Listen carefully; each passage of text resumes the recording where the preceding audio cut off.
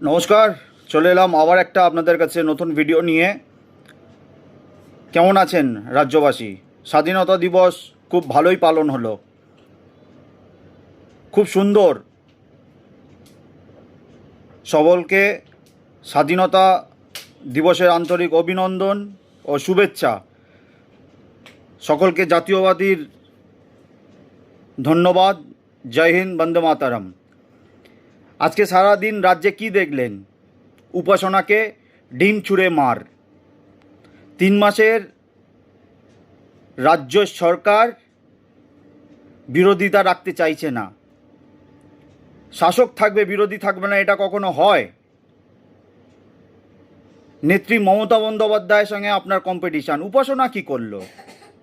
কেন ওই মেয়েটিকে ডিম মারা হলো? অভিষেক ব্যানার্জিকে ডিম মেরেছেন, কুণাল ঘোষকে ডিম মেরেছেন, মহুয়াকে ডিম মেরেছেন, সকলের নাম ধরছি, ক্ষমা করবেন, এদেরকে ডিম মেরেছেন। কিন্তু উপাসনা কি করলো? সে তো নতুন রাজনীতিবিদ। আজকে তার হয়ে কেউ গলা তুলুক? আজকে এনআরএসে যে মেয়েটি বাথরুমে পড়ে তার মৃতদেহ পাওয়া গেল, সেই নিয়ে তো কেউ রাত জাগছে না। অভয়ার মা আজকে কোথায় গেল? আজকে তার চোখে জল নেই।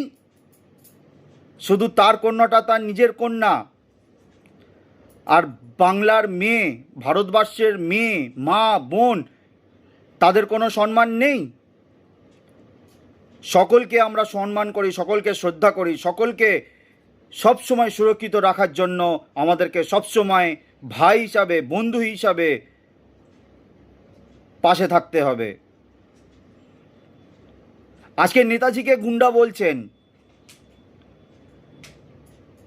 কারা এরা? যার দরুন আমরা স্বাধীনতা আন্দোলন থেকে স্বাধীনতা পেয়েছি, সেই নেতাজি সুভাষচন্দ্র বোস, যিনি আমাদের জন্য লড়েছেন, রক্ত বলিদান করেছেন।